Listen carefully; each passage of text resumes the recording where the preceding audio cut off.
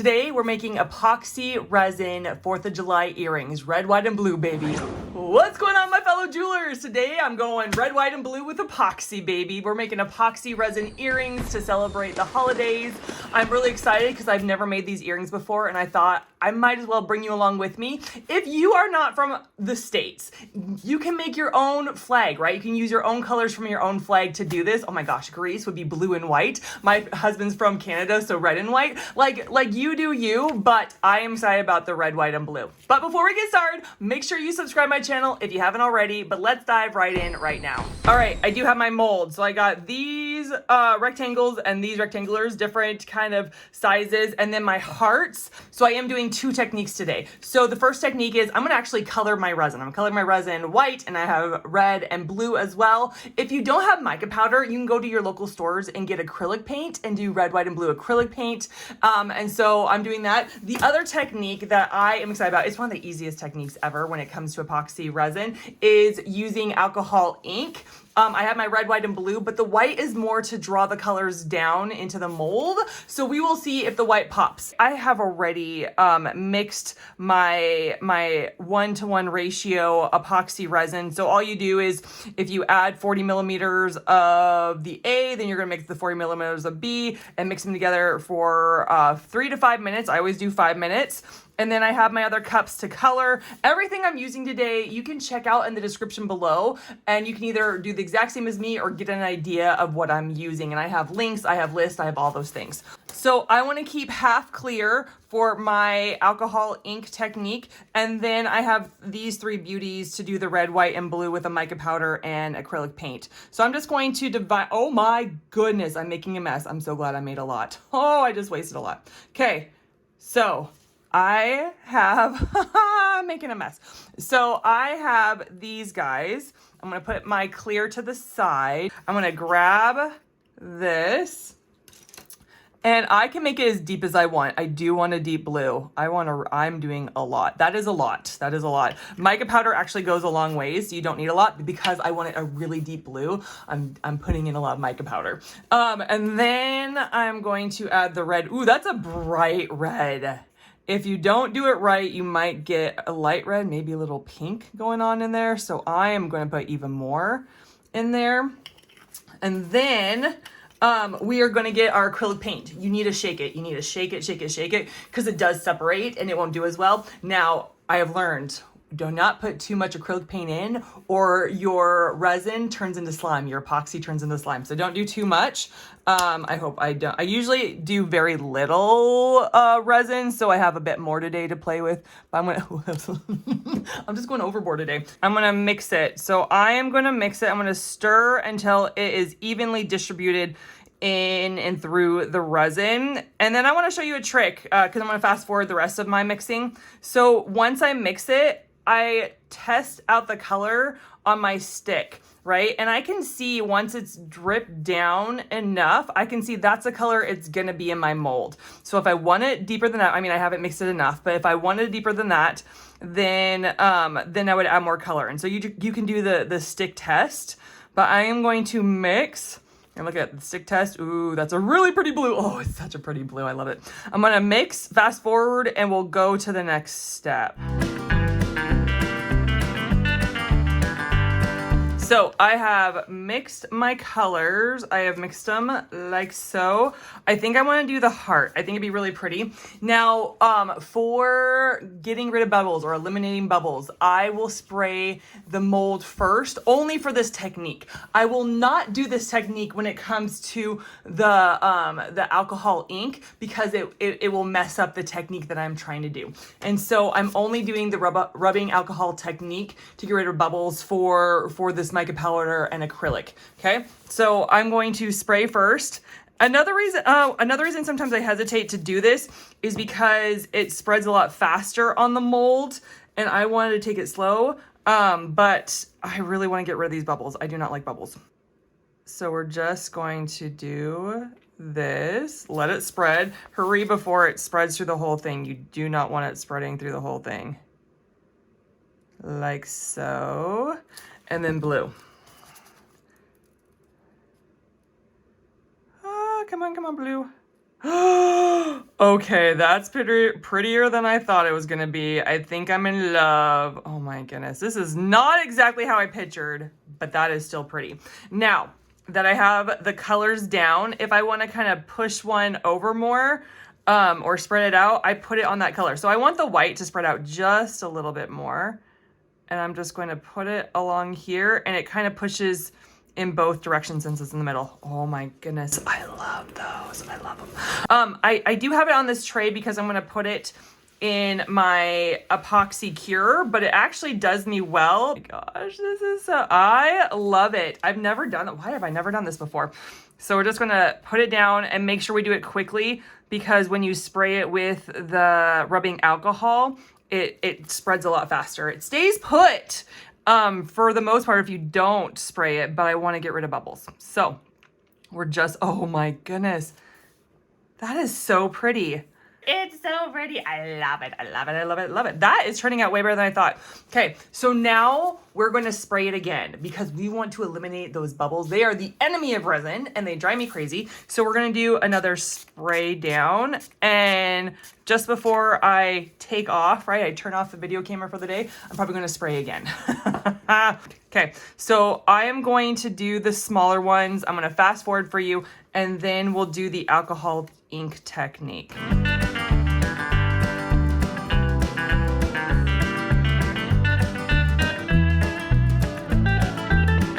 Okay, I finished them and I'm truly in love with them. Now, the smaller the hearts got, the harder the technique became, so you didn't drip into the wrong places or anyway. So I am really excited about these. I think these are gorgeous. Let's do the other technique. So I am going to I'm gonna do these first to see if I have enough. So you don't want to fill these. When you're doing this technique, even though you're just doing drops of alcohol ink, it does fill, it does help fill the mold, and you don't want to overfill it. So make sure that you're not filling these molds. Like, they should completely cover the bottom of your mold, but it should not go all the way to the top because it'll start overflowing. If it's too full, you can take your popsicle stick and kind of put some back into your container if you overfill it. And that's what I did on these two. They're just so little. They're just so small. So when you're doing this technique and you're squirting the alcohol ink into your mold, it's so little. It's not like those coasters they do on YouTube where you can go squirt, squirt, squirt, squirt, squirt, squirt, squirt. If you put too many drops in there, it will just be one dark color. So do like maybe 2, maybe 3 drops total of the color, and then the same amount of white. So let me show you. I want to get my red and my blue ready. So I got my blue. I got my red, and I'm just gonna like oh gosh, it didn't even go in the mold. That's okay. It's just like, I'm not going. Okay, drop, drop, drop, drop, drop. And I'm gonna do a middle maybe here, and then 1 and 1, and then I'll show you the blue. So blue right here. Oh gosh, it really spread quickly. And then do a ton of white, because that's what makes the effect. The white is what makes the effect go. Oh, I hope these turn out. We'll see. We'll see. I've never tried the red, white, and blue wanting to do for 4th of July for the alcohol ink. So we'll see if it even works. If not, I'm digging the hearts already, okay? Okay, so we're pretty much done, right? So I'm gonna actually put it in my epoxy cure urn. It takes like 4 hours-ish. If you don't have a cure, that's really fine. Some company just sent me a cure and I'm in love with it, so I can put that in the description below as well. If you don't have a cure, it takes like 24 to 36 hours. So don't be discouraged. Make sure it's completely hard and you can't bend it and all those fun things before you take out the mold. And you know, it's gonna be 2 seconds for you, but it's gonna be like a couple hours for me to show you my demolding. All right, I'll see you in 2 seconds for you. Okay, here we are the very next day, and they are hard and cured and ready to go. Now, here's the deal. These do not scream 4th of July to me. I put way too much dye. I made a mistake. I totally made a mistake. I should have just done 1 drop of each color and sprayed and then done the white. I totally messed up. Totally messed up. They're so thin. Like, these are thin. Like, look at this.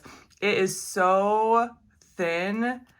And they're just so dark. It's okay. Can I just tell you, YouTubers have this thing of not showing mistakes, but we make mistakes all the time. When we make jewelry, when we do other things, we make mistakes all the time. And I want to encourage you, when you make a mistake, it's okay. Learn from it and move on. So to me, these are a mess up. I mean, they're not like throwaway and stuff, but they don't scream 4th of July. So we're discarding these as 4th of July. I'll probably put it in my bargain section at the craft fair. My bargain section is when I sell things for $3, just to move them along, and people love bargains. And so I'll probably put them in my bargain section for the craft fair. But these, my fellow jewelers, these scream craft fair, not craft fair. They don't scream craft fair. These scream 4th of July to the max. Now, I did have extra, and so I decided to put it in other molds. And look how these turned out. I made some Canadian ones for my husband's colors, my husband's country colors. But these, I want to show you these. These are not cured all the way, so I'm not going to pop them out today. But look at, I found some stars, and I love the stars. But I want you to tell me, comment below, do you like it better with the stars, or do you like it without the stars for the 4th of July ones? Look at, oh my gosh, they're just so pretty. So tell me what you think. These beauties though, oh my goodness, I love how these turn out. These make me so happy. So let's pop it out. Oh, look at that. Now, this doesn't have as much flow. So if you like it without the flow, this can totally be your front. But if you like more flow, I do love the more flow, this can be your front. I love it. Look at these two. Aren't those so fun? So that's going to be the front for me, and that's going to be the back. Oh, love it, love it, love it. Okay, this one. It is just so fun. They just do, honestly, when you put it in the mold, when we put the epoxy in the mold, it spreads out however at once, and it just does it. It has its mind of its own. Look at that. Okay, let's look at these little cuties. Oh, I do love even this. Like, I like that. Oh, so cute. And then this. Ooh, ooh, ooh, ooh. Yes, yes, yes. And let's do these little guys. Oh my goodness, I love it. So we need to make these into earrings. So the first thing you need to do is you need a sand, because when you put your resin in the mold, it creeps up the sides. Like, it creeps up the sides and it makes an edge on it. And you need to take that edge off with sanding. So I actually bought a kit off of Amazon. There's 100 sheets of these, and they're all different grits. I don't think I'll ever go through all this, but I can put the link in the description below for you guys. But I like to use 150 grit. You need a mask because this dust is awful. I usually use a respirator when I do the epoxy when it's wet, and I put on clothes. I don't mind getting, like, protect yourself, wear gloves, do all the things. For this, you're gonna need a mask to protect yourself from the dust so it doesn't get in your lungs. But I'm gonna show you real quick. So you don't want to sand flat. You don't want to sand, because you will scratch up all this work you just did. You want to sand at an angle. You want to do at an angle.